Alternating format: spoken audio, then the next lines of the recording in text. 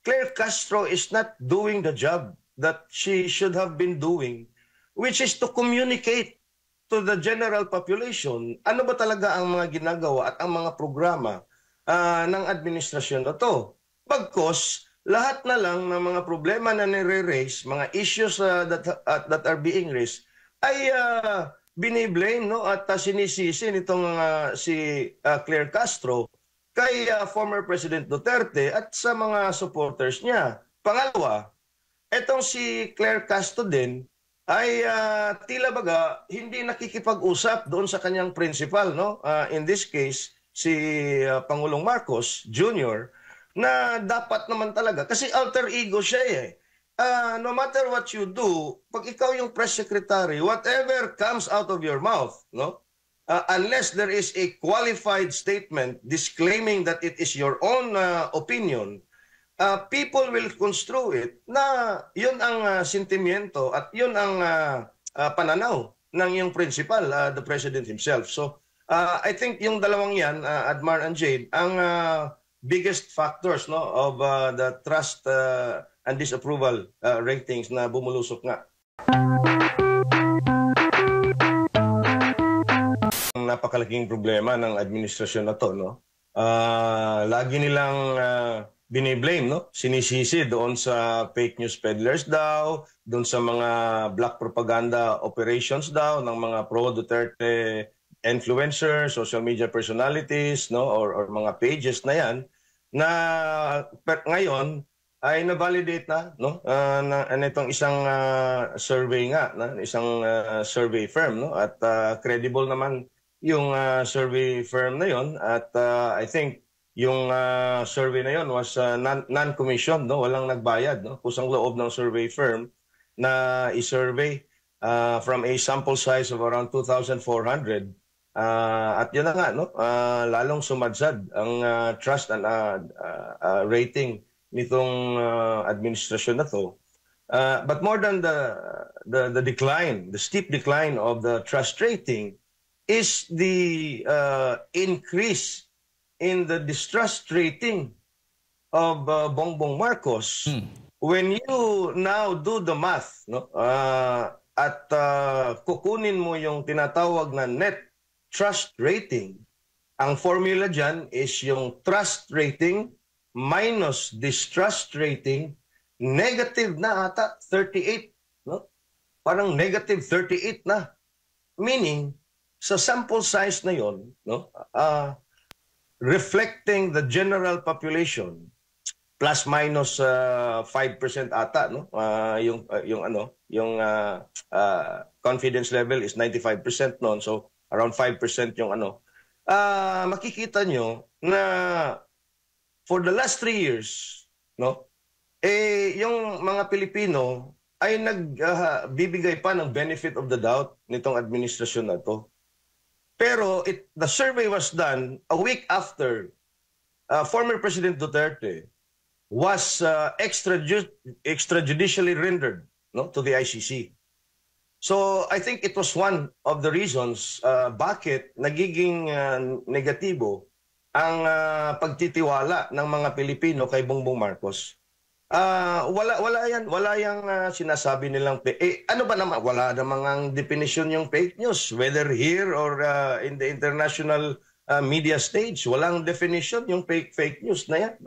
So hindi ko alam kung saan nanggagaling. Ito pa si Claire Castro, no? I think itong si Undersecretary, Press Secretary Claire Castro is very instrumental sa decline ng trust and approval ratings at nitong si Bongbong Marcos, precisely because Claire Castro is not doing the job that she should have been doing, which is to communicate to the general population ano ba talaga ang mga ginagawa at ang mga programa ng administrasyon na to. Bagkos, lahat na lang ng mga problema na nire-raise, mga issues that are being raised, ay biniblame, no, at sinisisi nitong si Claire Castro kay former President Duterte at sa mga supporters niya. Pangalawa, etong si Claire Castro din ay tila baga hindi nakikipag-usap doon sa kanyang principal, no? In this case, si Pangulong Marcos Jr. na dapat naman talaga kasi alter ego siya eh. No matter what you do, pag ikaw yung press secretary, whatever comes out of your mouth, no? Unless there is a qualified statement disclaiming that it is your own opinion, people will construe it na yun ang sentimiento at yun ang pananaw ng yung principal, the president himself. So, I think yung dalawang yan, Admar and Jade, ang biggest factors, no, of the trust and disapproval ratings na bumulusok nga ni BBM. Opo. Actually, ganyan din po yung naging komento ni Attorney Harry Roque na dahil kay Yusek Claire Castro, lalo pang bumagsak. Kung nakita, napanood po ninyo yung kanyang naging vlog nga o naging pahayag kaugnay nga po dito sa komento ni Yusek Castro.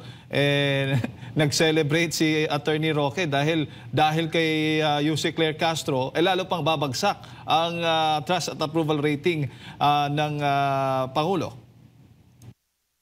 Tama, no? Hindi lang naman ako, hindi lang naman si Attorney Harry Roque, marami din, no? Nagsasabi. That's why I'm really surprised, no? Na nandyan pa yan si Yusek Claire Castro as press secretary, no? Well, not just Claire Castro, no? You have the PNP and all the other officials almost disagreeing with each other when it comes to, policy decisions, current state of the economy, the crime rate narrative. Matagal ko na itong sinasabi, Jade, no, and Admar, no, sa mga ilang beses na nag-appear ako sa mga programa ninyo, na this administration is actually very disjointed. They lack the cohesion, no, of a proper government, no, working hand in hand and in tandem to deliver the services and the messaging to its constituents, no. Kaya noon pa yan, no, nagsimula at ito ngayon klarong-klaro na talaga na wala na talaga silang synergy, no. But it's a polite word nga yung synergy.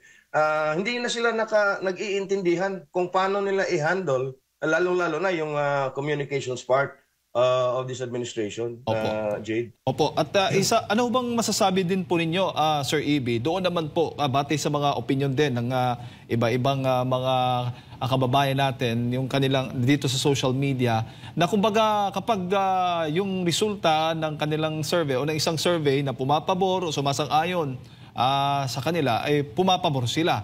Pero ito, talagang negatibo laban sa kanila, tungkol sa kanila o sa administrasyon, iba yung naging pihit nila ngayon, kaugnay dito sa naging resulta nga ng trust at approval rating ng Pangulong Marcos Jr. Tama, no? Nakikita naman natin yan noon pa, no, Jade and Admar, mga kababayan, na pagka yung mga social media personalities, yung mga malalaki yung mga followers na identified as pro-Duterte supporters, ay nagsasabi at nagpapalabas ng mga opinion tungkol sa iba't ibang issue, ay tina-thumb down kaagad, no, ng palasyo na kesyo fake news yan, disinformation yan, misinformation yan, malinformation yan, no? At ang they are anchoring on mainstream media, no? Sorry, because you're part of the mainstream media, ang SMNI, although yun na nga, you were the first casualty of this administration's seeming obsession to destroy the Dutertes. But going back to what I was saying, yun na nga, no? Pagka yung resulta ng survey ay maganda para sa kanila, hina-highlight nila. Pero pag yung survey ay hindi pabor sa kanila, ay sinisisi nila sa kung sino-sino except themselves. Alam mo yun, yung meron tayong kaibigan alam mo, marami tayong kaibigan, marami tayong kaklase sa kolehiyo, sa high school, no, na meron talagang isang tao na who keeps blaming everybody except himself. At ito yung administrasyon na to ngayon. Opo, pero hindi po natin talagang maiiwasan yung mga main issues ng ating bayan ngayon, Sir EB. Tulad nga ng sabi mo, bukod isa sa mga possible na naging dahilan kung bakit nga bumagsak ang ratings ng Pangulo dahil una yung after ng pagkaka-aresto kay dating Pangulong Rodrigo Duterte, hindi rin natin maiwasan yung mataas na presyo ng mga bilihin ngayon, mataas na unemployment rate, di ba? At maging yung krimen at saka yung panawagang magpa-hair follicle drug test, sa tingin mo ay yan din yung isa din sa mga naging dahilan, naging factor din kung bakit ganito yung naging resulta ng rating ng Pangulo? Well, big factor yan, no, Jade, no. But if you look at the events, no, leading into this survey about 6 months ago, maybe even a year ago, bakit nawalan talaga ng tiwala yung karamihan ng mga Pilipino is number one, si Bongbong Marcos at yung kanyang mga cabinet secretaries noon-noon pa ay nagsasabi na pag ang ICC ay papasok dito ay hindi sila makipag-cooperate. Ilang ulit na yan sinabi ni Boying Rimulya, lahat na sila, even Bongbong Marcos, and even with the letter of Bongbong Marcos in December of 2023 to the Vice President herself na hindi makikialam ang administrasyon niya pag ang ICC ay papasok dito at kumbaga mag-implement nga no, ng mga arrest warrants. Pero anong ginawa nila? And now it has already been established that the government of Bongbong Marcos actually cooperated, and in fact not just cooperated, but intentionally, deliberately, schemingly, without any ambiguity, ay tinurn over at pinakidnap. In fact, sila yung nagkidnap kay former President Duterte. Sino ngayon ang magtitiwala pa sa iyon yan? Na for the last year or so, yun ang sinasabi mo. Pero ang nangyari, lalong-lalo na doon sa dalawang hearing ng Senate Foreign Relations Committee headed by Senator Amy Marcos, na-expose talaga. And even one of the most respected retired Associate Supreme Court Justices, Adolf Ascuna, said that what they did to former President Rodrigo Duterte was extrajudicial rendition, and that there were violations made, no, on the rights, the constitutional rights of former President Duterte, and that those violations will have its consequences. So sino magtitiwala sa iyo ngayon yan? That's number one, and I think that's one reason. No? Pangalawa, yung naratibo nila na maganda ang takbo ng ekonomiya.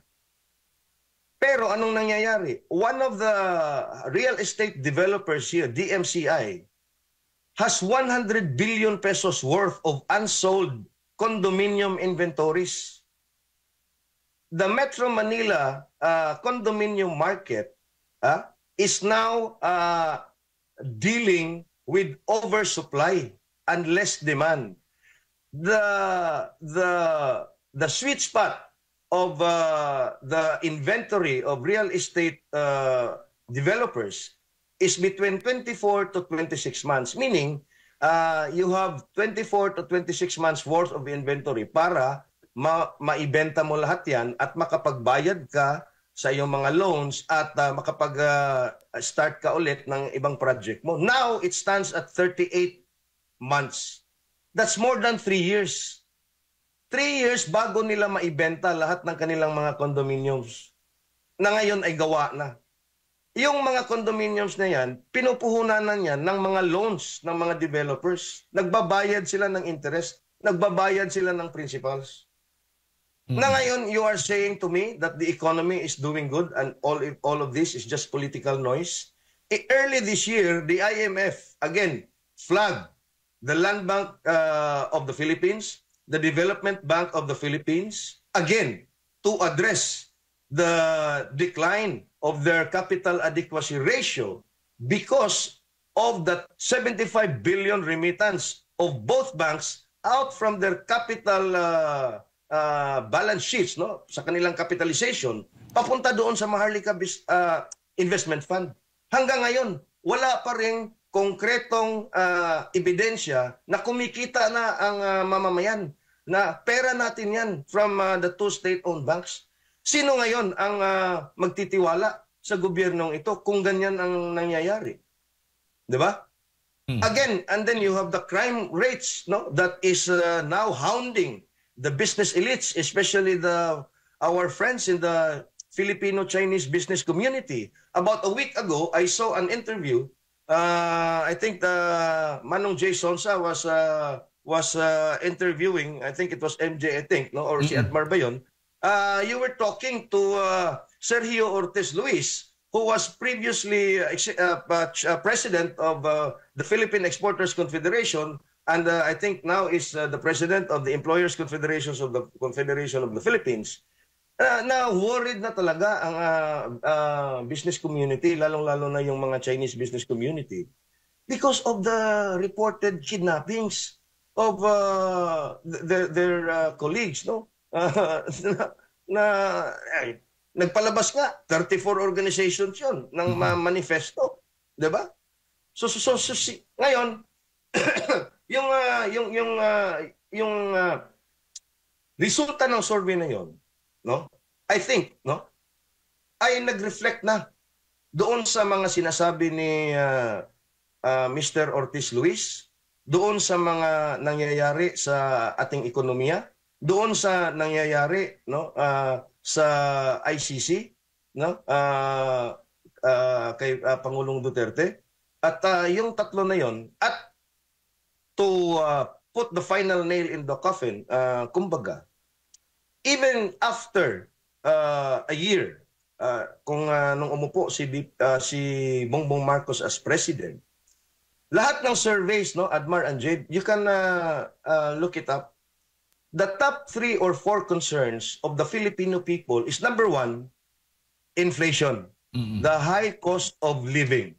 Number 2, low wages, mababa yung sahod. Ano yan sila magkadikit. Mababa yung sahod mo, mataas pa yung presyo ng bilihin, may problema ka talaga kasi kumakalam ang sikmura ng mga Pilipino. Pangatlo, job opportunities. Pang-apat, criminality. Pang-lima, corruption. Malayong-malayo yung foreign policy. Pero ano ngayon ang nangyayari? No? Billions and billions of ayuda has been released. In fact, the last 2 days, dito lang sa amin sa Liloan, ilang milyon ang naipalabas na ayuda ni Congressman Juke Frasco.